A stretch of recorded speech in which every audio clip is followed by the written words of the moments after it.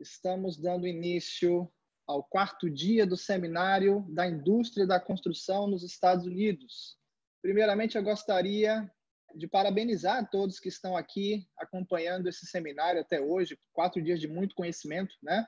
4 dias de bastante interação, muita interação no nosso grupo do Facebook. E foi um aprendizado fantástico, foi muito bom estar com vocês esses 4 dias e esse encerramento promete. Vamos lá, vamos começar aquecendo aqui. Gostaria de saber quem está conosco aqui hoje na nossa audiência. Como de costume, eu sempre peço para que os participantes aí coloquem aí no chat, tanto no Zoom quanto no Facebook, sua profissão e de onde você está falando. Você é empresário, fala do Brasil, investidor, engenheiro, arquiteto, advogado. Fala para a gente aí a sua profissão, de onde você está falando, para que a gente venha ter uma noção hoje da nossa audiência. Hoje vai ser muito, muito interessante. Nós vamos ter a participação aí, 4 convidados especiais, já estão esperando aqui no background, que eu chame eles. Deixa eu fazer primeiro o aquecimento aqui com vocês, para que quando o pessoal entre, estejam tudo aí, as ferramentas estejam plenamente em funcionamento. Vamos lá, vamos começar a ler alguns comentários enquanto o pessoal está se juntando a nós. Eu tenho o Geraldo, engenheiro civil de Londrina. Eu tenho aqui Anderson Farias, engenheiro civil, empresário, São Paulo. Paulo Rodrigues, engenheiro civil, São Petersburgo, Flórida. Marcos de Sá, estudante de engenharia civil, São Luís, Maranhão. César Alexandre Almeida, onde eu parei, vamos lá. Lúcio Falcão, fala com a gente de Serra Espírito Santo, engenheiro civil. Antônio Marcos, engenheiro civil, Maringá. Bastante engenheiro aqui hoje. Alexandre Silva, engenheiro civil, Goiânia. Vitor Cantuares, engenheiro civil, Natal. Ele bota aqui assim no seu seminário fazendo pamonha. Diego Riedel, graduando em engenharia civil, Erechim, Rio Grande do Sul. Edson Almeida, administrador, Rio de Janeiro. Fernanda, setor econômico de promoção, consulado de Miami, aí do time do Rodrigo em Miami. A Eliane Adesse, arquiteta, escritório em São Paulo, pretende ir para Orlando. Werner Ross, meu Deus, eu acho que é isso, né? Consultor, engenheiro, 46 anos, construção civil, Belo Horizonte. Márcio Menezes, engenheiro mecânico, especialista em energia renovável, Natal. Paulo Henrique Salles, engenheiro civil, Londrina. Eu tenho o André Fernandes, boa noite, engenheiro Santa Catarina. Mais alguém? Bom, esse evento foi organizado, está sendo organizado pelo ICI Construction Industry, no qual eu sou presidente. Nós somos um provedor de educação executiva e networking na área da indústria da construção internacional, especialmente Estados Unidos. No dia 1, eu falo um pouco mais sobre as nossas atividades. Se você não assistiu, todos que estão participando desse seminário estão com acesso aos vídeos, vão ficar lá até a próxima quinta-feira. Então, corre lá, assiste, dia 1, dia 2, dia 3. Foi muito interessante. Bem-vindo a todos que chegaram até aqui. Ontem, nós falamos um pouco sobre licença profissional, né? Licença para profissionais, licença para negócio. Tivemos o João Gomes, o CPA, lá na Flórida, falou com a gente sobre isso. Foi bem legal, foi bem interessante. Falamos um pouco sobre modelos de negócios na área de construção, franquias, investimentos para as pessoas que estão aí nesse planejamento começar a abrir um pouco mais a visão, né? Hoje, como prometido, como já divulgado, nós vamos ter aí o painel onde vamos estar discutindo, né, ouvindo opiniões dos nossos convidados de hoje sobre o cenário atual, né, para se empreender e se investir nos Estados Unidos. Nós vamos agora começar a chamá-los para que eles possam, né, se apresentar rapidamente e, em seguida, a gente vai começar a movimentar as perguntas. Eu tenho perguntas específicas para cada um deles, tenho perguntas gerais e depois, dependendo do tempo, nós vamos abrir para eles também efetuarem perguntas uns para os outros, tá? Chegou mais alguém aqui? Eu tenho o Bruno Slomp, do SECOM também, setor econômico de promoção comercial consular de Miami. Legal, Bruno. Trabalha também com o Rodrigo. Então, vamos lá, vamos começar aqui com o Rodrigo, né? Rodrigo, boa noite. Boa noite, Alex. Tudo bom, Rodrigo? Tudo bom? O Alexandre também. Prazer revê-lo. O Alexandre também está aí. Vamos ver cadê os nossos outros membros do painel. O Samuel Barbosa. Boa noite. também está aqui. E vamos ver a Mônica, né? Boa noite. Deixa eu só... Aqui a Mônica, pronto. Então, temos os 4, né, membros do painel. Eu peço para que os outros participantes mantenham aí o seu microfone no mudo e a sua câmera desligada para que a gente possa não atrapalhar a transmissão via Facebook. Vamos lá, vamos começar com o Rodrigo. Rodrigo, é um prazer tê-lo aqui essa noite. Você nos dá aí parte do seu tempo para estar conversando com a gente com esse tema tão importante.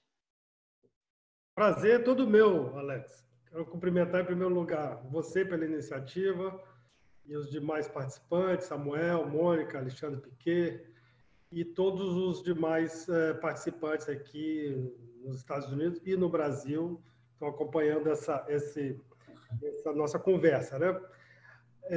Não sei se você quer que eu fale um pouquinho do nosso trabalho no SECOM. Por favor, se apresenta para a nossa audiência, fala um pouquinho aí do trabalho de vocês no SECOM, e aí eu vou dar essa oportunidade para cada um dos membros se apresentarem em 3, 5 minutinhos, falar um pouquinho do seu trabalho e depois a gente começa a discutir os temas. Tá bom. Bom, eu sou Rodrigo Fonseca, sou diplomata, cônsul adjunto no Consulado Geral do Brasil em Miami, Consulado Geral esse que é chefiado pelo embaixador João Mendes Pereira, e dentro do consulado eu me ocupo do setor econômico de promoção comercial dentro da estrutura do consulado. E nós chamamos esse setor nosso de SECOM. Nossa equipe é composta além de mim mesmo, da Alissa, da Fernanda, do Paulo e do Bruno, que todos devem estar acompanhando aqui essa nossa conversa. O SECOM Miami faz parte, Alex, de uma constelação de 121 SECOMs espalhados pelo mundo. Nos dá uma capilaridade muito importante, né, em todos os 4 cantos do planeta, na missão de identificar oportunidades de negócio para o empresariado brasileiro, apoiar exportação de produtos brasileiros, e apoiar também a internacionalização da empresa e da marca do Brasil, e em tempos normais, pré-pandêmicos e, se Deus quiser, pós-pandêmicos, também apoiamos o turismo no Brasil. Claro que essa atividade, essa missão agora é a mais prejudicada, né? Mais dura, né? Então, a gente não vai falar muito dela. Então, dentro dessa perspectiva, o SECOM Miami se ocupa dessas tarefas, né, dessas missões, e tem a responsabilidade de fazer esse trabalho enfim, dentro de um aspecto que a comunidade brasileira é muito presente aqui na Flórida. Você sabe que nós temos hoje próximos de 400 mil brasileiros residentes aqui no estado da Flórida somente. Então, e dentro desse universo de pessoas, a grande maioria tem uma vocação inequívoca para empreender, para fazer negócio, para desenvolver relacionamento que possam vir a gerar valor e a produzir negócio em prol deles próprios, em prol do Brasil, em prol da Flórida, criando, então, um ambiente óptimo para essas atividades. O que a gente faz, assim, no nosso dia a dia, dentro do SECOM? Nós, a equipe como um todo, né?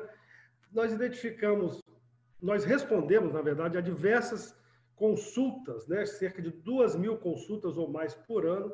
Talvez isso faça com que o SECOM Miami seja o mais movimentado, ocupe o número 1 no ranking dos 121 SECOMs espalhados pelo mundo, respondendo perguntas das mais diversas naturezas, desde como é que eu faço para exportar meu artesanato ou meu pão de queijo, como é que eu faço para entrar e abrir uma empresa na Flórida, enfim. Então é uma digamos assim, uma miríade de consultas, questões comerciais, que dão bastante trabalho, mas também são muito gratificantes quando nós podemos, de fato, ajudar.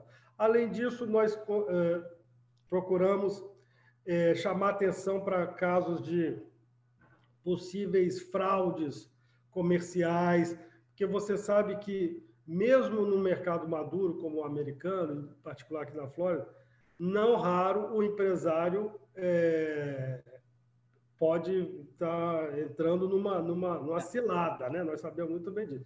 Então, nós procuramos alertar, buscar entender a necessidade daquele empresário e também trazer para, enfim, orientar os caminhos desse empresário aqui nos Estados Unidos, trazer os melhores profissionais, muitos dos quais estão aqui participando conosco dessa live, e que podem orientar profissionalmente, né, comercialmente, aquela, digamos assim, aquela estratégia do empresário que busca fazer negócio com os Estados Unidos ou nos Estados Unidos. Uma outra dimensão do nosso trabalho, que eu acho que é importante, sem me alongar muito, é também identificar investimento, fazer o caminho contrário, né? Procurar buscar investimentos para a nossa economia brasileira, que é muito necessitada desse tipo de inversão, né? de recursos, não só de recursos financeiros, mas também de recursos tecnológicos, de inovação, novas técnicas de gestão, que eu acho que, no final do dia, como se diz, é dessa interface entre as diferentes culturas empresariais que você cria valor para uma cadeia adensada de trocas em benefício tanto dos Estados Unidos como do Brasil, que é essa a nossa missão. Então, grosso modo, é isso que a gente realiza. Excelente. Em outras palavras, é um porto seguro, né, para que o empreendedor e o investidor possa ter um referencial e, a partir daí desenvolver os seus negócios.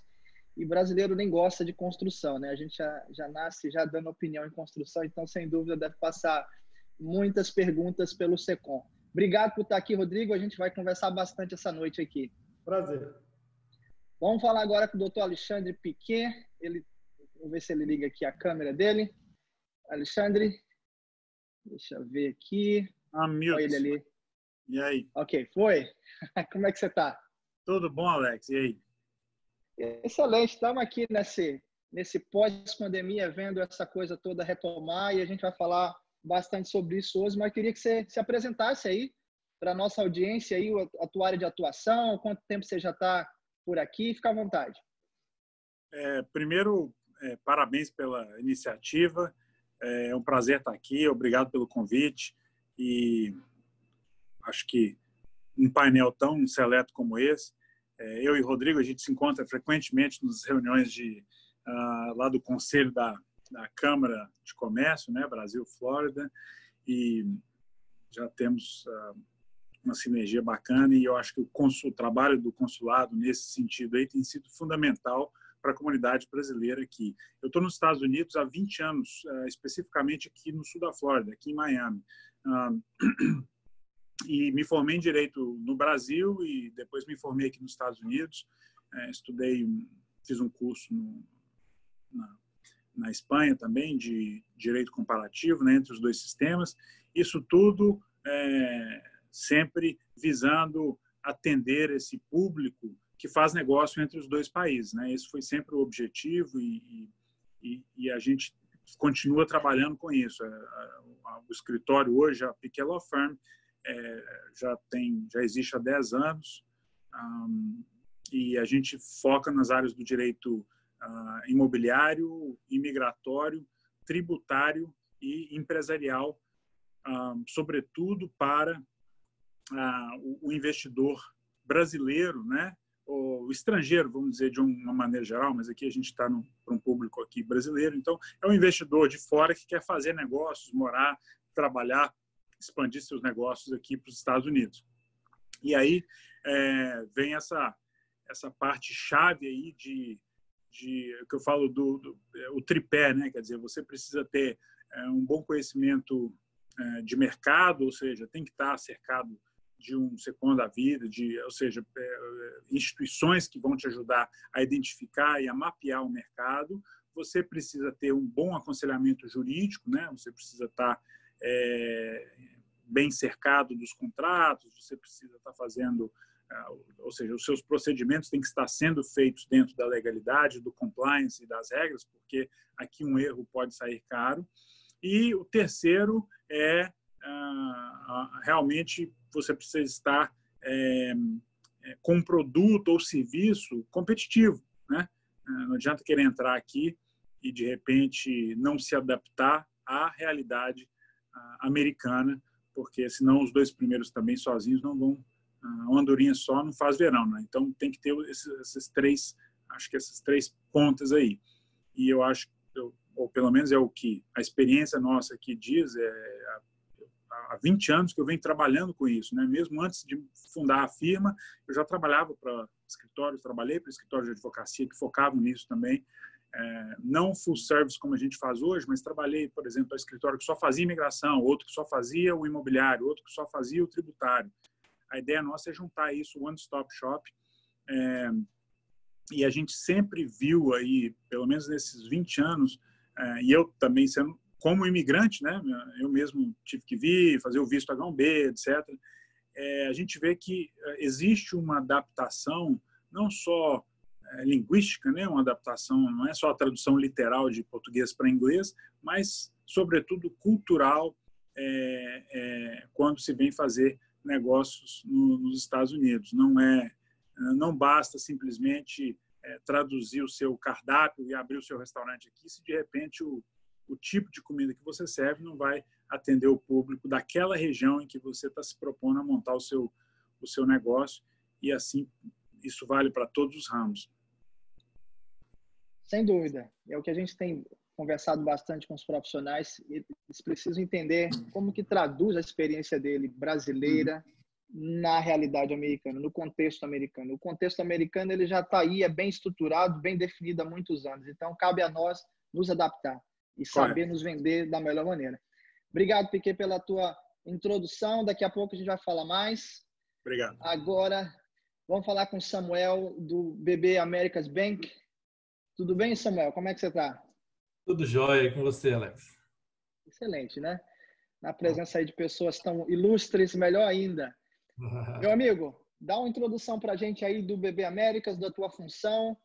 Fica à vontade. Claro. Bom, boa noite a todos.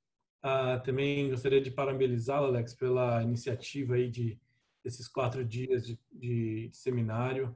Eu creio que a informação, a educação, ela é sempre bem-vinda, ela nunca é demais. E parabenizo a todos que estão participando desse evento também, porque isso quer dizer que vocês estão buscando aprender alguma coisa antes de dar esses passos. A gente vê muito no banco pessoas que tentam dar um passo às vezes maior que a perna, né? Eles chegam achando que é uma coisa e de repente mal assessorados ou sem assessoria nenhuma acaba quebrando a cara mesmo, né? Para falar o português bem correto, assim, eles acabam se dando mal, mas enfim. Então, parabéns a todos. Bom, meu nome é Samuel Barbosa, trabalho no BB Americas Bank. BB Américas stands for Banco do Brasil Américas. O Banco do Brasil Américas é uma subsidiária do BBSA. Então, o Banco do Brasil ele tem algumas frentes aqui nos Estados Unidos e uma delas é o BB Américas. Tá? O BB Américas é um banco de varejo. Então, nós temos uma gama de produtos, aqueles mesmos que vocês podem encontrar nos bancos locais, Chase, Wells Fargo, Bank of America, até nos bancos menores. O nosso banco também oferece os mesmos produtos, ou seja, conta corrente, poupança, cartão de crédito, débito, todos esses tipos de produtos, contas de investimento, também agora o que a gente vai estar falando mais é a questão de empréstimos, né? Nós temos empréstimos residenciais para compra de automóveis e comerciais. E dentro do comercial, que é a minha área, eu sou um dos gerentes dessa área comercial, a gente tem essa parte de construção, tá? Estou aqui nos Estados Unidos há 15 anos, em Miami há 7 anos, e também pude acompanhar bem de perto o desenvolvimento que a Flórida teve nesses últimos 7 anos, pelo menos, que eu estou aqui, né? O Dr. Piquet, que está aqui, o Rodrigo, a diferença de 7 anos atrás da própria Brickell, o quanto de prédio subiu ali, e no sul da Flórida em geral, E hoje, não se resume ao sul da Flórida mais. Você vai para Orlando, os meus maiores clientes hoje estão tudo indo para Orlando, porque o custo acaba sendo um pouco mais acessível de tudo, de construção, de compra de terreno. E, enfim, então tem muita movimentação, muito acontecendo aqui no sul da Flórida e na Flórida em geral, no sul e no Flórida Central, né, como eles dizem. E, bom, enfim, eu creio que depois terão mais perguntas, né, Alex? Bacana, bacana, Samuel. Obrigado aí pela tua introdução. Vamos falar agora com a Mônica Filardes, que é do The Home Depot, né? Eu vou até abrir aqui. A Mônica me mandou uma pequena introdução para que todos possam ter aí uma visão aí do The Home Depot, né? E a sua presença. Tudo bem, Mônica? Como é que você está? Boa noite, Alex. Boa noite a todos. É um prazer poder estar aqui contigo essa noite. Parabéns pela sua iniciativa. E muito obrigada pela oportunidade de estar aqui hoje falando sobre a empresa em que eu trabalho, que se chama Home Depot, The Home Depot. Então, eu pedi para colocar um pequeno apresentação, poucos slides, porque muitas das pessoas, muitos dos brasileiros já tiveram a oportunidade de visitar uma loja Home Depot, até comprar ou ouvir falar sobre a empresa, mas não tem ideia do que a empresa representa no ramo da construção nos Estados Unidos. Então, a maneira com que nós apresentamos a gente tem a intenção de resolver problemas para os nossos clientes. Falando um pouquinho, antes de mais nada, sobre mim, eu estou aqui nos Estados Unidos há 10 anos, eu sou engenheira civil e estou há 7 anos com essa empresa Home Depot. Então, a empresa foi fundada em 1978, então mais de 40 anos, possui 2.200 lojas, em todos os países da América do Norte, mais de 400 mil funcionários e cada loja tem uma média de 10 mil metros quadrados na parte interna, fora ou todas as outras áreas. É uma empresa que tem princípios e valores muito profundos. Eu acho que eu posso estar, não sei se eu estou me expressando corretamente, mas é uma empresa de valores e é uma empresa ótima para se trabalhar e para se fazer negócios com a Home Depot. Você pode mudar. Próximo. Ok. Então, no ramo da construção, as pessoas não têm muita noção do que nós podemos fazer. Então, nós temos diversos setores em que nós fazemos toda a reforma de prédios e residenciais, comerciais e residenciais. Nós atendemos a serviços de hotelaria, hospitais, igrejas e muitos outros serviços, como assim dos eletricistas e da parte I forgot the name in English, in português. Plumbing. A hidráulica. Hidráulica, obrigada. E em todos os setores em geral. Nós atendemos empresas de médio e grande porte em qualquer área dos Estados Unidos. Aí depois, se tiver alguma outra pergunta, eu posso falar. E se alguém tiver alguma pergunta específica que gostaria de me perguntar pessoalmente, pode me mandar um e-mail que eu vou ter um prazer em responder. Muito obrigada. Excelente, Mônica. Obrigado, agradeço a tua presença aqui com a gente hoje nesse painel. Então vamos lá, vamos começar esse painel aqui. Eu queria fazer uma pergunta a cada um de vocês, né, específica no seu ramo de atuação. Vou começar com o Rodrigo. Rodrigo, a gente sabe que a gente está passando por esse período aí de turbulência, né? Tivemos um período mais crítico, acredito, né, da pandemia, agora o mercado se abrindo. E eu queria ouvir de você o seguinte, assim, como que foi o volume, o interesse do brasileiro nesse período, né, durante a pandemia e pós-pandemia? O que é que você está sentindo aí da sua visão, né, vamos dizer assim, mais alta que a nossa, olhando esse movimento de volume de consultas, de interesse? Então, eu queria que você fizesse um comentário sobre isso, e essa pergunta eu vou tentar fazer para cada um de vocês, então depois o Piquet vai falar lá na demanda dele jurídica, imobiliária, né? Como é que foi o volume de negócios, e o Samuel na área de empréstimo, e a Mônica aí no volume de a sensação do volume de vendas que o Home Depot, né, teve, a demanda durante e pós, para que a gente depois possa fazer uma avaliação e tentar fazer um cenário aí, tá? Vou começar com o Rodrigo. Esse ano começou de uma maneira muito movimentada para o consulado, de uma maneira geral, que, como você vai se lembrar, pela primeira vez, o Miami recebeu um presidente da República numa visita especificamente, Miami não, a Flórida, na verdade, né? Uma visita de 3 dias, e o que consumiu muito das nossas energias para montar isso, e, enfim, nós organizamos em parceria até com o próprio BB Américas e a PEX, né, Samuel? Um evento de muito sucesso que demonstrou ali, de maneira cabal, como o Brasil desperta interesse no empresariado americano. Isso tudo foi em março.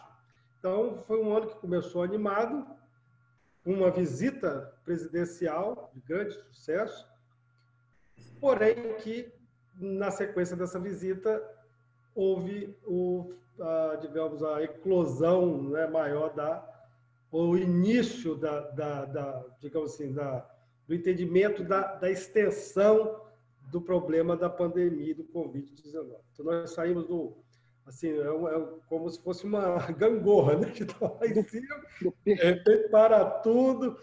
E nos dias seguintes a essa visita, em março, nós simplesmente tivemos que parar o consulado, fechar, né?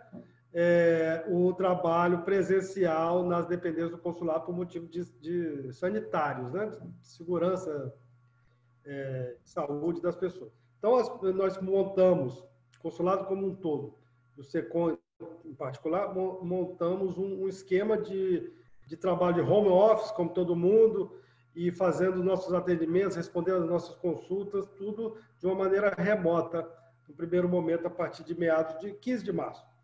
E apesar disso, Alex, dessa restrição de mobilidade e das incertezas mesmo, né, advindas desse cenário de pandemia e tudo mais, nós temos quantificado isso, houve um aumento de 30% das demandas, das consultas comerciais para o SECOM em relação à possibilidade de fazer negócio nos Estados Unidos. Demandas essas oriundas de exportadores de alimentos, porque pode parar tudo, mas as pessoas não vão parar de se alimentar, né? Demandas, consultas por parte do setor médico hospitalar de brasileiros com produtos diferenciados, insumos para a indústria e para equipamentos de proteção individual e tudo mais. A mesma área de móveis e de mobiliário para, enfim, setor hospitalar.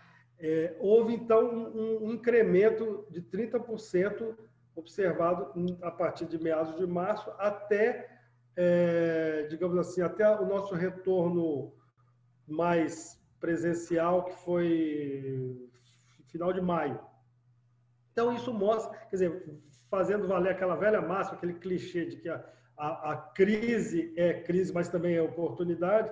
Isso ficou comprovado, de fato, nesse episódio e enfim, mostrou como o brasileiro está atento e está querendo fazer negócio, não parou de fazer e está buscando realmente se reposicionar dentro de uma perspectiva de pós-Covid. Na área, só para fazer um comentário super ligeiro, outra área que também cresceu o volume de questões e de consultas foi na área de construção, porque, como se sabe, vocês sabem melhor que ninguém, todo o aparato corporativo vai ter que ser readequado em função do home office e das questões de higienização na entrada dos espaços corporativos e tudo mais. Então, tem uma grande, nós percebemos no SECOM uma grande avenida para ser trilhada pelo pessoal de construção aqui. Muito, muito interessante, Rodrigo. A gente estava vendo alguns dados agora durante o seminário, pesquisas que eu fiz com órgãos do setor, Associação de General Contractors, que a tendência, na visão deles agora, já pós-pandemia, é de crescer o setor de 2% a 6%. Ou seja, mesmo durante essa... Lógico, dentro do setor da construção vão ter áreas específicas que vão sofrer mais, né? Mas uma delas que não parou foi a questão residencial, né? Housing foi um setor considerado pela a maioria dos governos estaduais como essencial e não parou. E é como você falou, interessante essa observação. A construção, ela entra na mobilização e na desmobilização, né? Quando você fecha uma loja, tem que uma empresa lá desmobilizar, ou quando você vai reduzir tamanho de escritório, ou seja, é uma operação que você entra nos dois lados da moeda. Isso é bem interessante mesmo. Verdade. Beleza. Vamos falar agora com o Dr. Piquet. Fala com a gente aí, Alexandre. O que você observou aí, principalmente a sua visão aí do lado imobiliário também, e migracional? O que você observou durante e se você já tem observado algumas novas tendências, né, pós esse período que os estados começaram a reabrir? Foi engraçado que para a gente, né, que está aqui na linha de frente, às vezes, de receber as demandas com as perguntas, receber essa enxurrada de dúvidas, né, que as pessoas acabam tendo em meio a um período de tamanha incerteza, a gente quase que se sente na obrigação de trabalhar como um serviço essencial. Eu praticamente trabalhei durante o lockdown normalmente, muitas vezes vim aqui para o escritório fechado, as pessoas, vamos dizer, o quadro nosso todo ele funcionando normalmente, remotamente. A gente não só conseguiu não demitir ninguém, como também contratamos, né, mais pessoal para dar conta dessa demanda, não necessariamente porque isso significou, traduziu a mais faturamento para nós no primeiro momento. Foi mais para a gente, porque a maioria das consultas a gente acaba dando gratuitamente no primeiro momento, e obviamente depois, se houver algum serviço, a gente pode monetizar isso, mas foi mais no intuito de atender esse público. Então tinha muita gente que ligava e falava: doutor, agora eu perdi meu emprego, como que eu pago minha hipoteca? Então a gente, né, Samuel é um amigo e colega e parceiro de longuíssima data aqui em Miami, inclusive colega, né, causídico, mas resolveu ir para o lado das finanças. Mas assim, eu falava, conversa lá com o Banco do Brasil, por exemplo, com o seu banco, né, no caso do Banco do Brasil, ou onde for, onde ele tivesse a sua hipoteca, para entrar no programa de deferment ou forbearance, né? Tem bancos com índices aí, talvez já atingindo 25% a 30% dos hipotecários já nesse programa de extensão, né? Ficar 90 dias sem pagar a parcela. Isso é uma informação que a gente simplesmente passando para o cliente ou para aquele potencial cliente ou aquela pessoa que estava ligando, já dava uma tranquilidade. Outro tipo, quer ver, muito comum, doutor, eu estou aqui com visto de turista, B1, B2, e eu não posso sair do país porque o aeroporto está fechado. E aí, o que eu faço? Como é que eu vou ficar ilegal? Vou estender o visto? Não dá para estender porque também a imigração está fechada. Isso logo quando estava no início, né, no lockdown. E a gente, então, orientava, tem o prazo né, dos 60 dias, dos 6 meses, etc. Quais são as consequências? O que você pode fazer? Então, num primeiro momento, a gente recebeu muito pedido e muita dúvida, muita procura em relação a isso. Não consigo pagar o aluguel, não consigo pagar a hipoteca.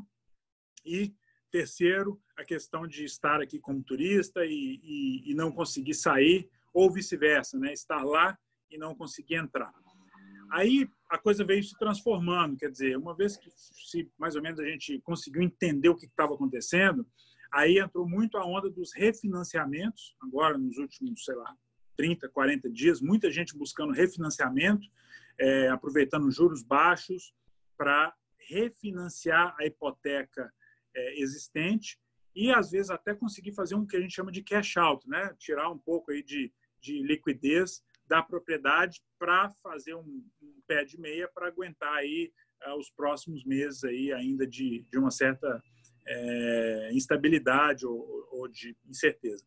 E a gente também viu a gente viu muita procura de pessoas então que estavam em situação de visto aqui no país e que não podia sair, ou que de repente estavam ainda vivendo naquela coisa de vou ficar no visto de estudante, ou estou no visto de turista e está acabando. Pedidos, então, falou, bom, agora finalmente eu quero sair do muro, sair de cima do muro e entrar com um pedido de habilidade extraordinária para Green Card, eu quero dar entrada no meu pedido de residência via investimento, quer dizer, tinha muita gente que estava ainda no vai, não vai, já tinha conversado com a gente ou com outros advogados e ainda não tinha decidido que rumo tomar, e aí a gente viu que teve uma demanda forte de gente querendo, ok, vamos iniciar esse processo, porque eu não quero ficar mais nessa situação de incerteza, né? Principalmente quando em 22 de abril o presidente americano fez aquele primeiro decreto, né, que ele suspendeu a emissão de green cards para no sentido aí de já começar a tentar proteger o emprego americano, porque o nível de desemprego estava muito alto. E agora, segunda-feira, ele acrescentou 4 vistos de trabalho àquela ordem executiva de 2 meses atrás. Ou seja, na primeira, de 22 de abril, ele escreveu lá que em 60 dias ele poderia acrescentar vistos. Aquela primeira foi só green card, que é residência, né? E agora ele acrescentou vistos não imigrantes, que são vistos de trabalho, J1, H1B, H2B e L1, tanto L1A quanto L1B, que são vistos aí que, em teoria, tiram a vaga de um americano qualificado. Isso está valendo até o final do ano. Mas ainda são 185 tipos disponíveis aí de vistos, isso, vamos dizer, bloqueou 4, mais os green cards, ainda tem 180 caminhos aí disponíveis, mas o fato de que mesmo esses 5 que estão suspensos a emissão até o final do ano, não impede que você já comece o caso e protocole. Então, tem muita gente que está começando os casos agora para, quando passar dezembro, serem aprovados, serem emitidos, e não querem passar por essa situação de repente, ter uma rolagem chegando no início do ano que vem, depois do primeiro quarter, sai os resultados, sai aí, né, acabou a eleição, e aí a coisa se repete aí em termos de suspensão de emissão de visto, o pessoal quer estar com a vida resolvida. Então, a gente tem, vamos dizer, uma visão bem otimista da situação. Lógico que a pandemia é mundial, é um negócio que ninguém controla, é um inimigo invisível, mas existem muitas vantagens na vida cotidiana que já estão se materializando. Minha mãe, com 70 anos de idade, não usava Zoom e hoje ela sabe usar Zoom. Meu filho, com 9 anos de idade, me liga no Zoom, faz reunião com os amigos dele. Quer dizer, empresas como Twitter, que fechou todos os escritórios, 30 escritórios globais, vai trabalhar 100% de casa. Empresas como a XP, que já botou todo mundo para trabalhar de casa e vai encerrar.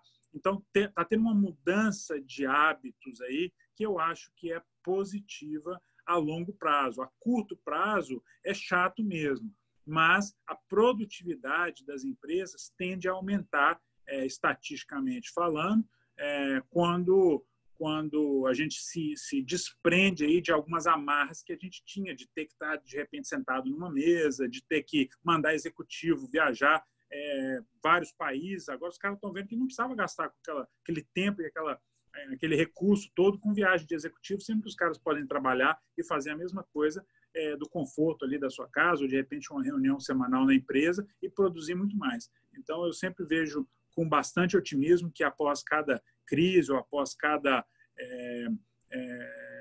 problema, sempre a humanidade se recupera. Aliás, a gente começou, né, com o Big Bang, então foi de uma explosão que nós surgimos. Eu acho que toda tempestade depois vem abonando. Um comentário em cima dessa situação do Trump, né? Me parece ser muito político o movimento dele, né? E assim, lógico, ele tá aí, as pesquisas estão mostrando ele abaixo do seu concorrente, agora me fugiu o nome, mas Joe Biden, né? Então, veja bem, ele está jogando para a torcida. E agora, uma coisa interessante nessa situação toda é o seguinte, essa situação dessa pandemia, ela vai acabar, né? Não é?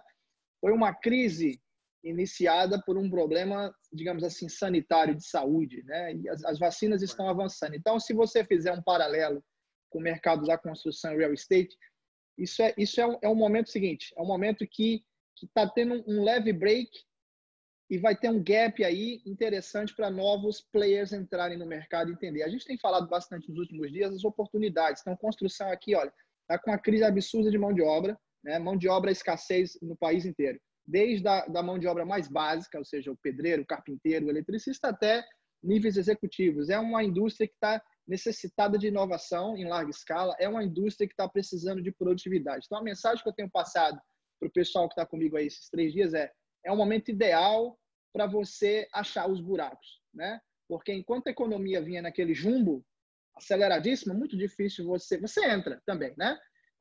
Há um espaço para entrar, mas agora nesse freio de arrumação, né, vão ter oportunidades. Você concorda comigo, Alexandre? Com certeza, com certeza. Toda, né, aquela velha máxima que toda crise gera oportunidade. Para cada um chorando, tem outro vendendo lenço, enfim, tem várias frases aí que ilustram isso. O importante, ou pelo menos um dos fatores mais importantes, é como a gente enxerga, né? Porque, no final das contas, isso se resume a decisões de seres humanos, né? Nossa vida ainda não está totalmente robotizada, em que a gente simplesmente aperta o botão lá e fala agora. As decisões são nossas, são humanas. Então, de novo, a gente é um período de muita tensão, muita ansiedade. A gente percebe os clientes mais nervosos do que o normal, mais ansiosos do que o normal, querem tudo para ontem. O engraçado é que, num período onde está todo mundo trabalhando com menos pessoal, né, menos mão de obra, com mais morosidade, é justamente um período que está todo mundo querendo tudo mais rápido, para ontem. Então, você pode perceber, antes você chegava num restaurante e fazia o pedido, se demorasse ali 15 minutos, estava ok. Hoje as pessoas querem tudo para 5 minutos e aí já ficam nervosas. Por quê? Porque a ansiedade, o tempo, na verdade, pode até ser o mesmo. Teve reportagem que saiu de um cara de uma loja de uma sorveteria lá em Massachusetts. O cara abriu depois do lockdown, foi um dos primeiros a abrir na cidadezinha dele, e ele conseguiu 2 funcionárias para trabalhar, só que ele estava aquela coisa de social distance, né? Tinha que atender um de cada vez, etc. E que ele falou, eu perdi as 2 funcionárias melhores que eu tinha, porque a gente está aqui colocando a cara, atendendo o público para todo mundo poder tomar o sorvete. Tem um momento de descontração depois de tanto tempo de lockdown, e os clientes chegavam lá, né, assim, com pressa, xingando, demandando, estressado. E aí, também as meninas que estavam atendendo não tiveram estrutura emocional para aguentar aquilo. Então, tem sido um período muito desafiador, principalmente para lidar com essa emoção, né? O lado emotivo da coisa. Com essa ansiedade, com essa instabilidade que causou no psicológico de todo mundo, principalmente quando se trata de dinheiro, né, de finanças, situação imigratória, enfim, tudo que afeta diretamente ali as atividades principais na vida da pessoa. E se a gente consegue ultrapassar isso, consegue ser um pouco até, vamos dizer assim, meditativo em cima disso, ou a cada situação dessa que acontece, a gente vai ver que a médio e a longo prazo vai ser melhor, e que agora as oportunidades estão passando na nossa frente. Tem muita oportunidade. Todo mundo que mandou a gente embora tem que recontratar. Sem dúvida. Legal. O assunto vai longe. Vamos dar espaço aqui para o Samuel falar com a gente a visão dele lá do Banco do Brasil, do BB Américas. O que você sentiu aí, Samuel, durante, né, a movimentação de empréstimos? O que vocês observaram? O que vocês estão analisando aí nesse período de pré-abertura? Dá um pouco aí da tua visão. Sim. No primeiro momento, quando tudo explodiu, né, a pandemia começou, Os clientes do Dr. Alexandre vieram tudo pedir forbearance. Agora eu sei por que eles vieram, da onde veio a ideia. Tô brincando, mas o pessoal veio mesmo e o setor que foi mais afetado, até onde nós pudemos ver, foi o setor hoteleiro, né, de hospitalidade. Esse setor foi bem complicado, estava de 80% a 90% de ocupação, caiu para zero, literalmente, né? E ficou muito tempo assim, ficou muito tempo. E eu queria só dar um dado aqui, Alex, para você, né, e para o pessoal que está assistindo, para vocês verem. Agora eu vou puxar a sardinha da Flórida, né? Para vocês verem como é a Flórida. A Flórida tem um hotel, né, que é cliente nosso. Quando o governador falou, ok, pode abrir, os hotéis podem ser abertos novamente, de 0 de ocupação, ele passou para 50% de ocupação em 2 dias. 50%? Em 2 dias. E só não pôde ocupar mais porque ele não tinha funcionário suficiente já preparado para começar, para abrir a outra torre do hotel. Então, você vê como o mercado americano ele reage muito rápido. Você pode ver isso também na Bolsa de Valores. Aquela queda que caiu, uma boa parte já voltou.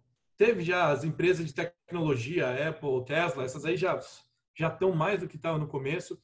Então, você vê que o mercado americano, né, e agora falando um pouco mais específico da Flórida, ele é um mercado muito dinâmico, ele é muito rápido. Então, a Flórida é sempre um dos primeiros estados a sair da crise, de qualquer crise que tem. E boa parte disso vem por conta até do investimento estrangeiro, né? Então, voltando aqui para o Banco do Brasil Américas, nós vimos que no começo ficou retraído, então as pessoas não sabiam o que aconteceria, não sabiam o que poderia acontecer, que essa é outra coisa. Mas agora, depois de 3, 4 meses, as pessoas já estão entendendo o que está acontecendo e iniciou-se novamente os processos de empréstimo, de investimentos, sobretudo, né, das pessoas que já estavam com capital aqui nos Estados Unidos. Aí você pergunta, né, alguém de repente pode até perguntar, mas está tão caro para trazer o dinheiro do Brasil para cá, eu vou esperar cair o dólar.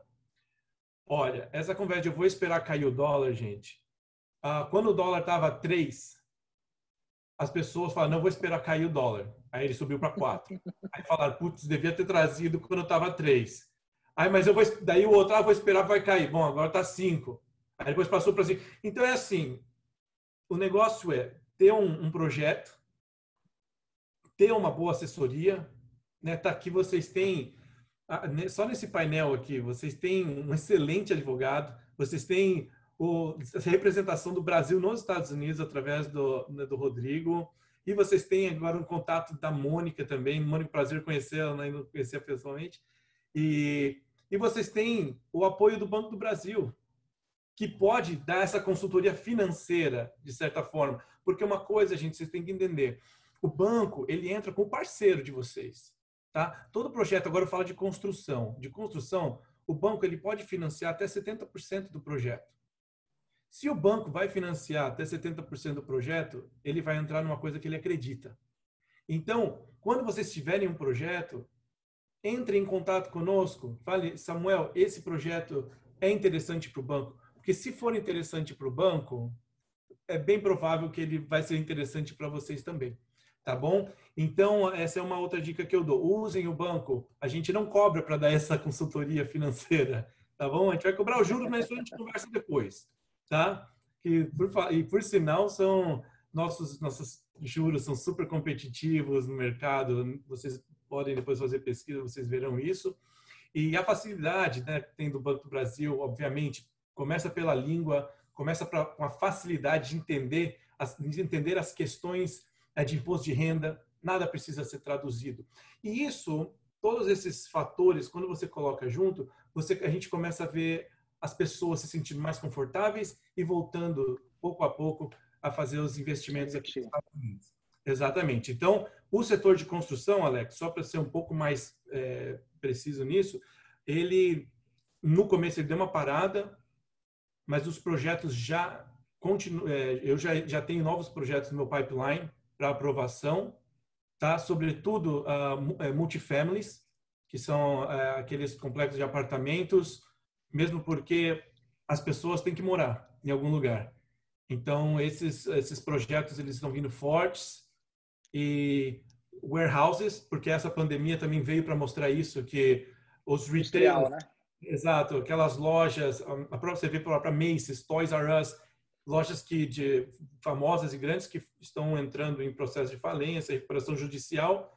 Só que você pega a Amazon, que contratou 100, 120 mil funcionários. E agora eles estão com muita demanda de ter para onde colocar essas merchandises, né? Essas mercadorias. Então, esse mercado de depósito de galpões está também muito forte e é uma coisa que o banco gosta de financiar, tá? Multifamilies, galpões bom, enfim, uma gama, né, de construção. Que vocês tiverem alguma dúvida, também estou aqui para esclarecê-las, ok? Ótimo. Você vê que a gente tá sintonizado. Eu venho comentando nesses últimos dias aqui que uma das grandes tendências continuou sendo uma tendência que eu falei, a maioria dos estados, housing não parou, foi considerado como um item essencial. Isso aconteceu aqui em New Jersey, aconteceu em Nova York, aconteceu na Califórnia, acredito que na Flórida também.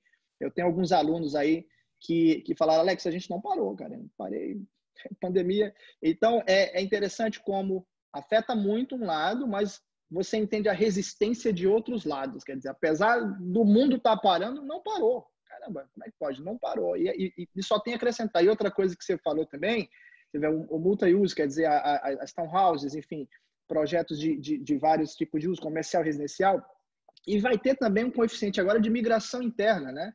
Você vê que quando começou a abrir um pouco, já começaram a sair gente aqui de Nova York, né? Para outros estados, quer dizer, demanda reprimida de mudança começou a acelerar. A gente viu agora durante o seminário a migração interna, como é que está acontecendo. A Flórida é um estado que está recebendo muita gente, Texas, Flórida é notório isso. Quer dizer, a própria pandemia, agora quando a coisa começou a reabrir, as pessoas que já estavam resolvidas a mudar, botou a molinha nas costas e vamos em frente. Então, é interessante ouvir isso de você aí da ponta da finança, só que uma das minhas grandes termômetros da construção, estou rindo que a Mônica vai falar agora, um dos meus grandes termômetros é o Home Depot, né? Quem me acompanha nas redes sociais sabe. Quer dizer, eu fui aqui no Home Depot no finalzinho da pandemia, acho que no primeiro dia. Quer dizer, o Home Depot não fechou, para começar disso, né, gente? Você sabe, o Home Depot não fechou, né? Os fornecedores de materiais não fechou, a Mônica vai falar, mas só para dar o meu depoimento. Olha, o Home Depot estava tão cheio como sempre, ou talvez mais cheio. Eu não sei o que é isso, a Mônica vai tentar me explicar um pouco aí esse fenômeno.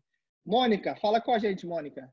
Qual foi a tua visão aí, a visão de vocês em relação ao volume, né, de construção durante a pandemia? Como é que está no momento? Fala um pouquinho da perspectiva aí de um varejista. Ok.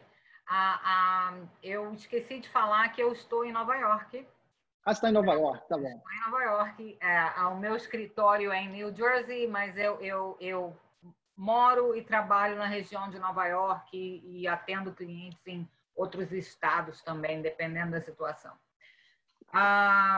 Como nós vimos a pandemia aqui, como eu vi, trabalhando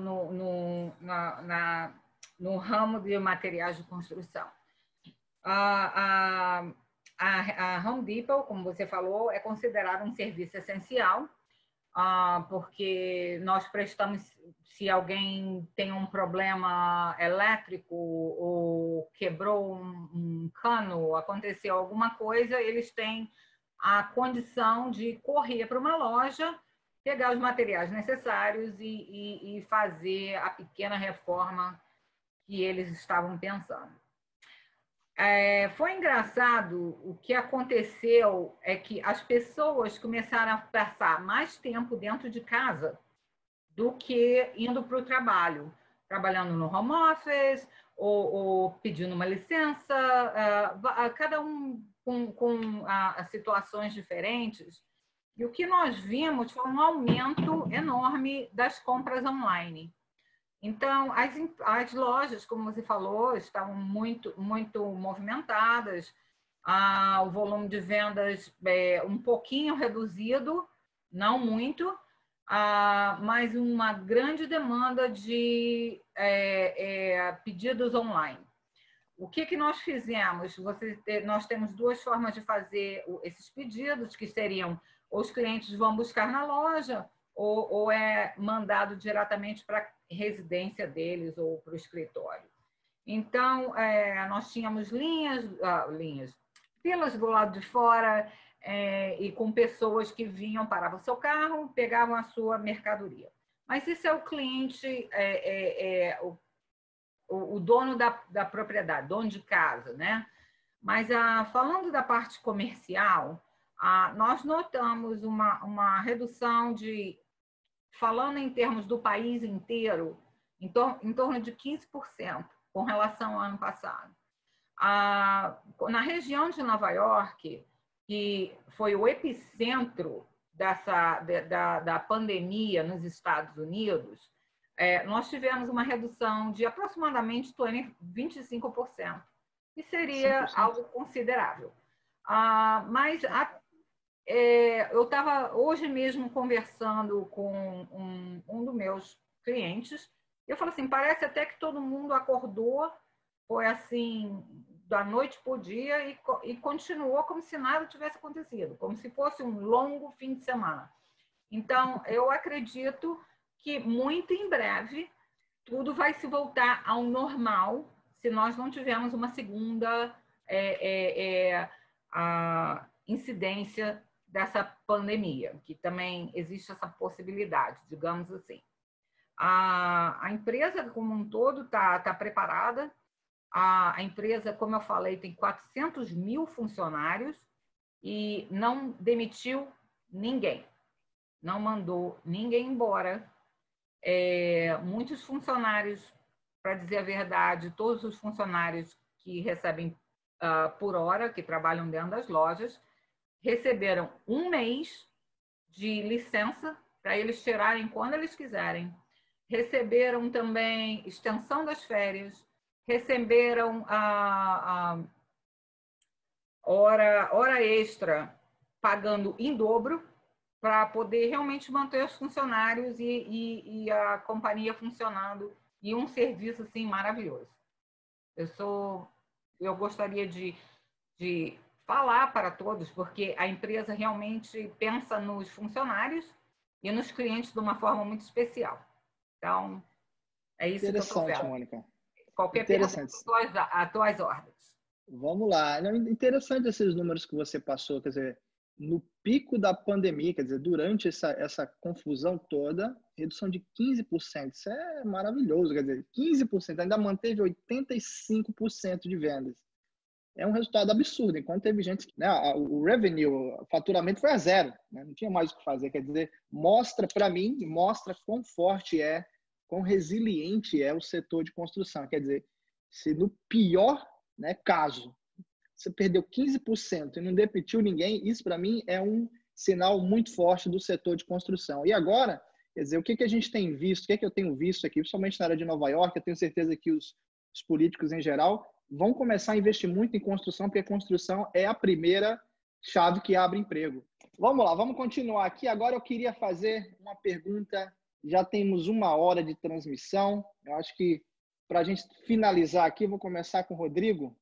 Rodrigo, eu queria que você falasse para a gente o seguinte: a gente está falando aqui com engenheiros, com arquitetos, com empresários, com advogados, com pessoas que já estão aqui, uma minoria, a maioria no Brasil, e estão alimentando um projeto de vir, né, principalmente para a área de construção, que aí quando a gente fala de construção, a gente está abraçando toda a indústria, né? A indústria do real estate, a indústria da infraestrutura, a indústria do serviço, a indústria da inovação. Eu queria que você falasse o seguinte: o que você tem a falar para essa audiência em termos de oportunidades? Como é que você visualiza esses profissionais com essa capacidade, com essa experiência, com essa vontade? Como que você visualiza a oportunidade deles nos Estados Unidos e de que maneira que o SECOM pode ajudá-los? O setor de real estate e de construção, de uma maneira geral, é muito, vocês prova disso, é muito dinâmico nos Estados Unidos, também no Brasil. Temos uma longa tradição de grandes construtoras e de competência no segmento de construção predial, e muito dessa competência é exportada para os Estados Unidos há muitos anos, né? E na Flórida, em particular, na nossa jurisdição aqui, como nós sabemos, a Flórida não é um estado industrial, né? A Flórida é um estado, sobretudo, voltado para a área de serviços. Nesse contexto, o segmento de hospitality, né, é aquele que certamente mais, digamos assim, tem interface com a construção, com material de construção, com design e tudo mais. O Brasil tem seu espaço mercadológico nesse contexto, aqui na Flórida. Muitos dos projetos em Orlando, agora tem um grande movimento também na direção de Tampa, sem contar Miami-Dade, Broward, todos esses polos de desenvolvimento da indústria do hospitality tem certamente digamos assim, o footprint do brasileiro, do talento brasileiro, seja nos projetos de arquitetura, seja no próprio processo de construção, seja também enfim, no mostruário do design dos móveis e de todos os acabamentos, seja também nos insumos da construção propriamente dita, de materiais como mármore, granito, compensado. Então, nós temos o Brasil e a Flórida, nesse particular, tem essa complementariedade, não é? No setor de real estate. Acho que isso enfim, essa sinergia foi uma dos vetores, né, da vinda e da atração de grandes empreendimentos que têm capital brasileiro, que tem inteligência brasileira aqui para a Flórida. Eu acho que isso é uma tradição que, na verdade, se iniciou aí na região onde você está, né, Alex? Em toda a região da Nova Inglaterra, de Boston, descendo para Nova York, depois para Nova Jersey e tudo mais. Essa quer dizer, a Flórida, na verdade, é uma derivação desse movimento que se iniciou enfim, com a competência individualizada do brasileiro para a construção, de uma maneira geral, né, e para o real estate. Então, eu quero crer que nós estamos vivendo um momento absolutamente atípico, como dissemos todos aqui, concordando, vai passar. Acho que essa indústria vai ser digamos assim, vai ser onde vão ser ancorados as expectativas de retomada forte de negócio, de geração de emprego, de geração de renda para toda a cadeia, todo o cluster de construção, real estate, e projetistas, enfim, que se envolvem nessa indústria, que é a âncora do desenvolvimento da Flórida, nesse particular. Então, eu tenho muito otimismo para que, tão logo baixem, né, digamos assim, esses índices assustadores que nós estamos vivendo de pandemia, e nós renovemos nossas, enfim, expectativas para uma retomada forte do desenvolvimento do Brasil e dos Estados Unidos e na Flórida, em especial, através desse setor muito dinâmico e muito forte e que tem muita tradição nessa sinergia das economias do Brasil e dos Estados Unidos. A gente tem visto a movimentação do governo americano no sentido de colocar, de incentivar, né? E a movimentação é que isso se intensifique a partir do momento que eles vejam que eles veem necessidade de injetar, foi injetado muita grana, né? E a minha percepção, e eu acho que concordando também com a sua, que aqui vai ser um dos primeiros setores realmente aonde o emprego ele é direto, né? Quer dizer, é na veia, né? Construção, emprego é na veia. Então, eu acredito que o governo ele vai focar muito em incentivar essa movimentação começar. Intensivo em emprego, né? Sim, sim. Geração de emprego é na veia, projetos de infraestrutura. Eu tenho visto aqui o governador de Nova York, outro dia, ele estava falando exatamente sobre isso. Até coloquei no meu Instagram, ele botou assim, it's time to build.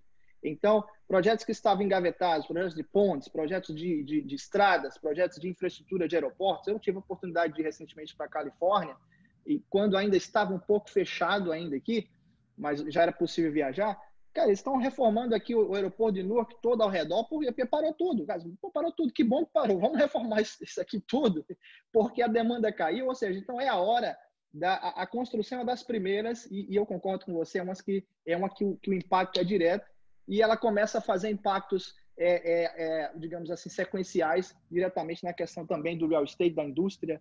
É muito interessante essa visão, Rodrigo. Rodrigo, como é que é essa questão, você que vê muito essa questão de importação e exportação? Eu sei que o Brasil ele tem essa vocação, por exemplo, do mármore e granito. Que outros materiais o Brasil tem vocação de exportação que você tem observado na área de construção? Além do mármore e granito, né, a indústria de rochas ornamentais, de uma maneira geral, a própria compensado e materiais oriundos da indústria de conífera, né? Madeira, sim. Madeira. Cerâmicas também, nós temos muita competitividade aqui nos Estados Unidos, de uma maneira geral, pelo que eu percebo. Excelente. Bom ouvir a visão de alguém que, como eu falei, tá um pouco acima e vendo aí, né, na torre de controle o que a gente pode esperar isso daí. Obrigado, Rodrigo, pela tua participação. A gente vai ter uma ocasião onde você vai poder aí falar com os nossos participantes da imersão sobre todas as atividades aí do SECOM. Vai ser um encontro legal. Prazer. Grande abraço. Vamos falar agora com o Piquet. Alexandre, então fala para a gente aí a mesma pergunta. O que é que você visualiza? Você que é um cara que está aí no front, atendendo aí quase que diariamente essa fuga de cérebros, né, como a gente costuma falar, essa vinda aí de profissionais, engenheiros, arquitetos, empresários. É uma coisa que tem me chamado muita atenção também, a necessidade da mão de obra mais básica na construção, né, tem sido uma crise, né? Eu entreguei um dado para os participantes do seminário. Desde 2014, né, o número de vagas na construção dobrou, a oferta por vagas, mas só foi ocupado 15% dessas vagas, porque basicamente não se acha, principalmente na base da pirâmide, né, quer dizer, o labor, o skilled labor. Então, como é que você visualiza todas as cadeias da construção, né, desde o mais básico, do profissional de nível superior e do empreendedor? Como é que você visualiza as oportunidades de vir para os Estados Unidos e aproveitar e explorar essas oportunidades? Como o Rodrigo já falou aí, são inúmeras, né? O Brasil é o maior parceiro comercial da Flórida, falando aqui do nosso estado, mas em relação a processos imigratórios, ainda estamos, igual eu falei, estamos protocolando, preparando o processo normalmente, processo de habilidade extraordinária, que os Estados Unidos querendo aglutinar, né, pessoas que têm capacidade acima da média comprovada, feitos realizados, e trazer essas pessoas aqui para os Estados Unidos. Isso é um ponto positivo e que não foi alterado agora.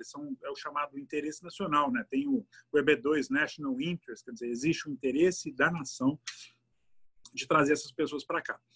É curioso que aqui do lado imobiliário também a gente está tendo uma movimentação, como eu disse, da parte de refinanciamentos, né?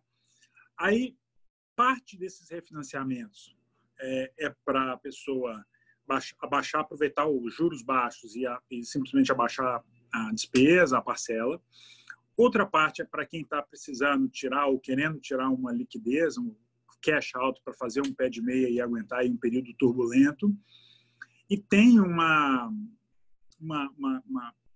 grupo aí crescente agora do pessoal que está fazendo o refinanciamento da propriedade, e está tirando esse pé de meia não para segurar como poupança, mas para reinvestir na própria propriedade. O que quer dizer isso? A pessoa que de repente agora vai trabalhar de casa, ela precisa de fazer, ou quer fazer agora, aproveitar para fazer uma reforma dentro de casa, para de repente fechar aquele cômodo, pegar aquele den, né, que aqui é muito comum ter um apartamento que tem um den, que é uma área assim sem janela, e que pode fazer ali um escritóriozinho, ou se o cara está numa casa, ele de repente quer utilizar essa liquidez aí para aproveitar, fazer uma reforma em casa para montar o escritório dele.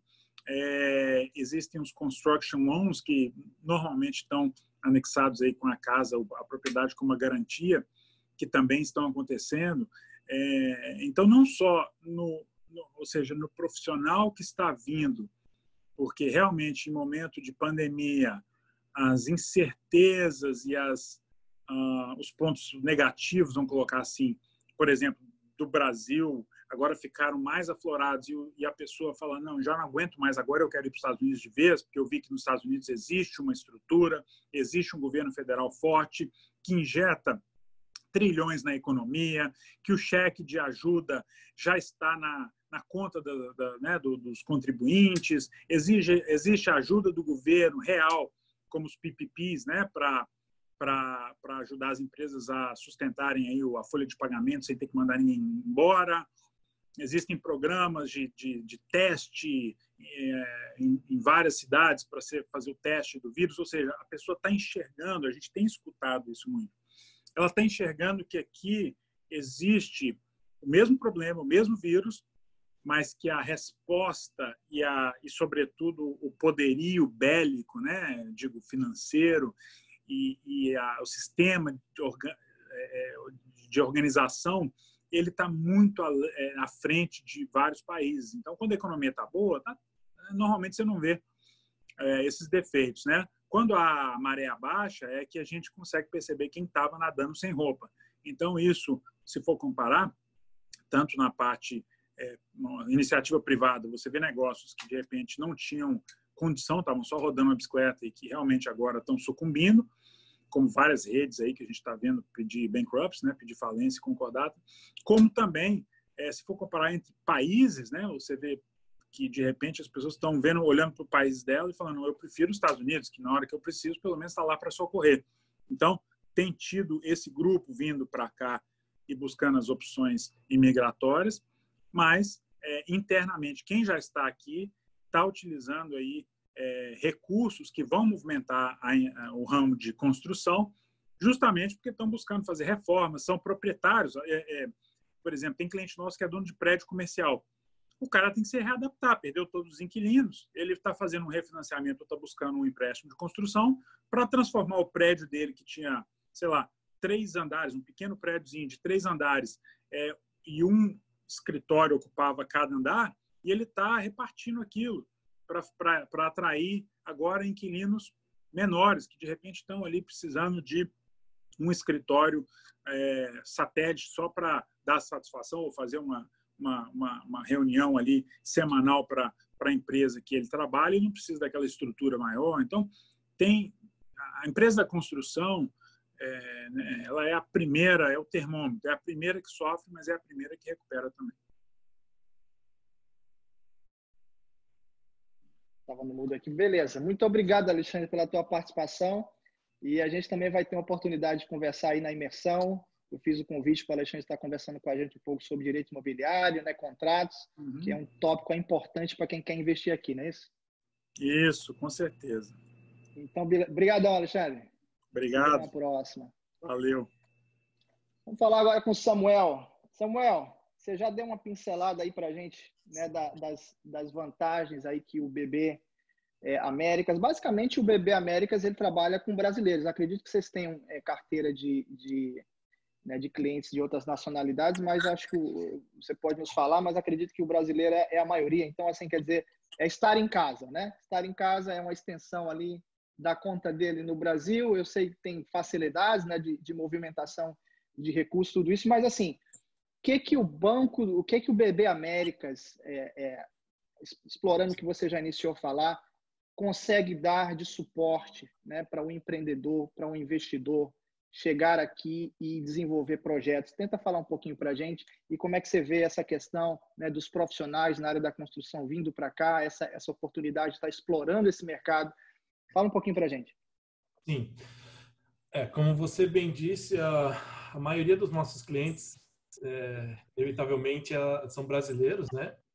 o que traz para a gente um certo conforto, porque é onde a gente conhece, né? Agora, é importante também lembrar que o Banco do Brasil Américas, ele hoje tem uma representatividade de 18 nações. Nós temos 18 nacionalidades representadas no BB Américas, ou seja, a gente também trabalha com outras, né, o pessoal de outros lugares, inclusive domésticos, né, o pessoal daqui dos Estados Unidos. O Banco do Brasil Américas, ele acaba sendo, de certa forma, um liaison, né, dos Estados Unidos com o Brasil, assim. Eu gosto de falar que uma experiência que eu tive, uma vez eu estava passando lá em Orlando, eu estava passeando, aí nós temos uma agência em Orlando. Então, desceu um ônibus de turistas brasileiros perto do banco, eles atravessaram a avenida para tirar foto na frente do banco, com o logo do banco. Então, a gente vê o quão forte é o Banco do Brasil, aquele logo que ele é o amarelo, ali é o azul, que todo mundo conhece. Então, e isso deixa o cliente confortável também para fazer negócio.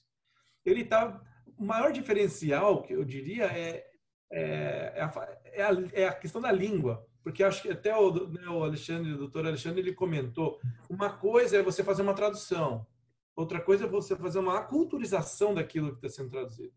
Então, a pessoa vem com os documentos legais, ou no nosso caso aqui na questão de financiamento, mas no Brasil funciona assim. Bom, você não está mais no Brasil, agora vamos explicar como é que é nos Estados Unidos. E a gente explica, e assim, a gente faz isso com o maior prazer do mundo, porque, Alex, uma coisa que eu creio que todos nós que estamos aqui, todos os panelistas, né, você, sobretudo você, que tem dentro de você, é esse desejo de ver o nosso cliente dar certo.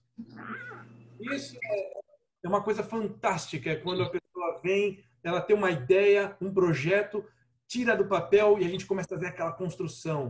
Hoje eu tenho um cliente que está construindo um hotel em Orlando, 158 quartos, e assim, como é bonito de ver. E é um grupo de brasileiros, né? Um grupo brasileiro lá se reuniu e está construindo.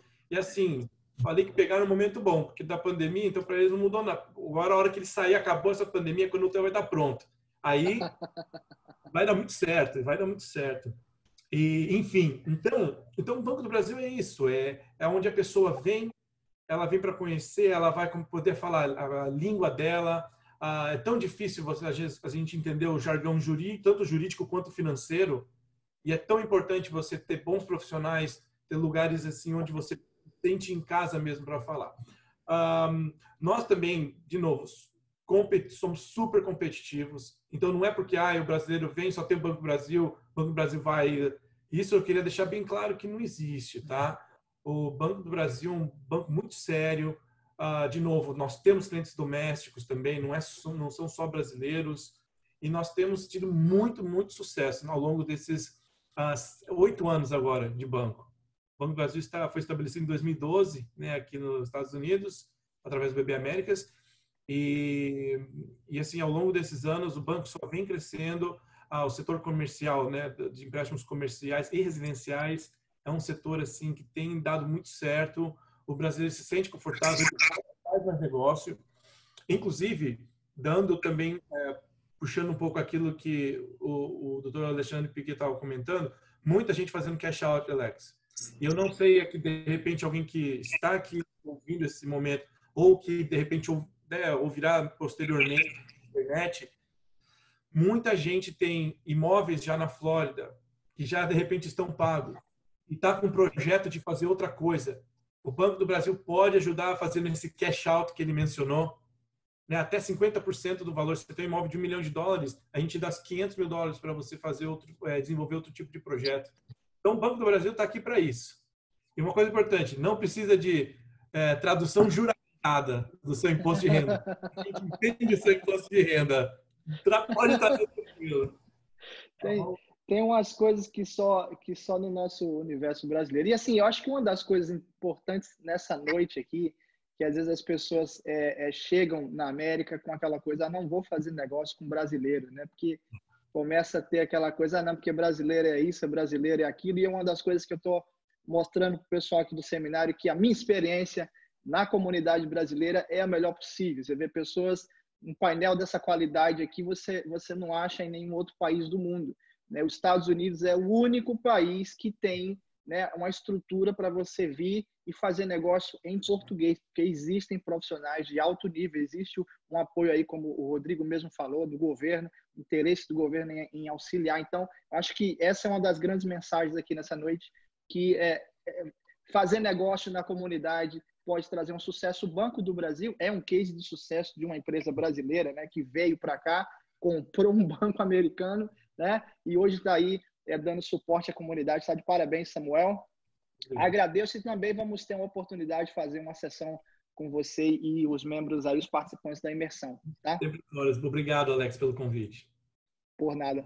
Vamos falar com a Mônica agora. Mônica, você não sei se tem outros, devem ter funcionários brasileiros, você foi a primeira que eu conheci, né? E começamos a fazer negócios juntos, foi uma feliz descoberta minha aqui na minha vinda para o norte. Mas, assim, só para a gente entender, você também já começou a pincelar algumas coisas. Tenta falar um pouco assim do suporte hoje do Home Depot para o contractor, para a pessoa que vai construir ou que tem um volume maior de projetos, né? Como que o Home Depot pode estar dando suporte para esse tipo de projeto de investimento, Mônica? Primeiro, deixa eu falar, Samuel, eu sou Banco do Brasil desde 1994. Adoro o banco. A respeito da Home Depot e do suporte que a gente pode proporcionar, seria assim, a posição em que eu ocupo dentro da empresa, eu tenho condições de ajudar a vocês, a qualquer brasileiro, em português, e da mesma forma que todas as outras pessoas hoje aqui, de coração aberto, querendo ajudar e torcendo para que todo mundo tenha bastante sucesso. Não é fácil, mas a gente está aqui para ajudar. Então, com relação ao setor em que eu trabalho, nós temos um suporte que é chamado Pro Extra, e depois também numa outra oportunidade eu posso explicar melhor, e que nós temos assim uma carteira de clientes de médio e grande porte, que nós damos todo tipo de consultoria, ajuda, venda. É mais uma parte de relações públicas e de ajuda mesmo a esses clientes para poderem save time and money, dinheiro e tempo.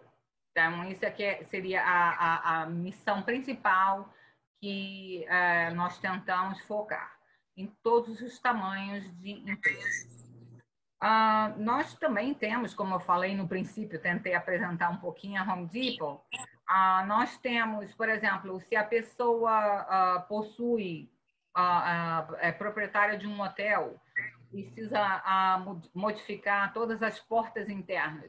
Nós temos um serviço que não só faz a venda do material, como também a instalação. Nós temos o setor de exportação. Eu também posso fazer as conexões, se alguém tiver interesse, em exportações do Brasil para os Estados Unidos, de produtos da Home Depot. Nós fazemos através de qualquer estado, mas principalmente do estado da Flórida, na área de Miami.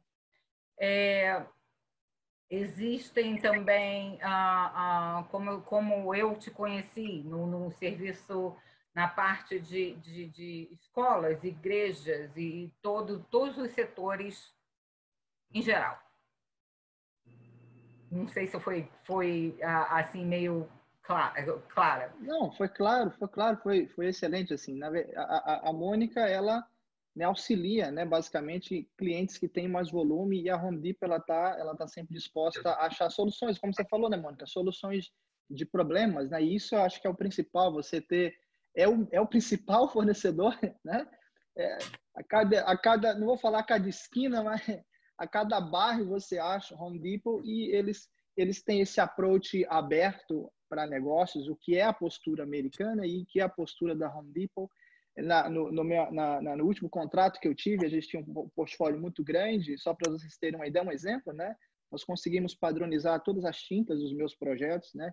Colocar a nomenclatura de tinta, então, em cada estado, se alguma filial, né, precisasse comprar, já ia comprar aquela tinta específica. Então, assim, eles realmente têm um serviço diferenciado. Mônica, muito obrigado pela tua participação, e a gente também vai ter uma sessão onde você vai poder aí conversar mais de perto sobre as soluções da Home Depot aqui nos Estados Unidos, tá bom? Eu agradeço. Obrigada. Gente, é isso por hoje. Quero agradecer aí os membros do painel e agradecer aí os participantes também desse seminário. Hoje a gente chega aí ao final, né? Como eu falei lá no dia 1 e hoje no início, aí a gente está no início aí do ICI Group, que é a International Construction Industry, e a nossa intenção é justamente promover eventos como esse, eventos educativos, networking, e esse foi um exemplo, né, de um grupo de pessoas da mais alta influência e conhecimento nos Estados Unidos, que vocês vão ter acesso, né, já podem ter acesso a partir do Brasil para discutir projetos, para discutir viabilidade de coisas, caminhos, né? É o que eu costumo falar sempre, o planejamento é o primeiro, né? Nós brasileiros, a gente tem um pouco de preguiça nesse lado do planejamento do que outras nacionalidades, mas não tem outro caminho, né? É o planejamento. Você tem que se planejar, você tem que avaliar risco, você tem que avaliar quais são os seus pontos fortes, os seus pontos fracos, para que quando a oportunidade se apresente, você venha aproveitar. Às vezes a gente vê casos de pessoas que simplesmente vieram, né? Eu fui, eu fui e chega aqui, e hoje a gente encontra pessoas assim. Então é importante você ter um planejamento e saber que tem uma estrutura do lado de cá, e a ideia do ICI é promover conhecimento. Falando nisso, a gente vai ter um programa de imersão amanhã, às 20 horas de Brasília. Eu vou estar fazendo uma live. Teve muitas perguntas nesses últimos dias, não tivemos tempo suficiente, então amanhã eu vou estar fazendo uma live de Q&A, perguntas e respostas, explicando como que vai proceder essa imersão, tanto para o lado profissional, quanto para o lado do empreendedor. E é isso, gente. Muito obrigado. Esses mais de quase 70 pessoas acompanharam a gente live aqui hoje. Muito legal. Mais de 600 inscritos. Foi um resultado fantástico. Agradeço a todos vocês e a gente se vê numa próxima, gente. Grande abraço. Obrigado. Obrigado. Abraço. Abraço. Obrigada.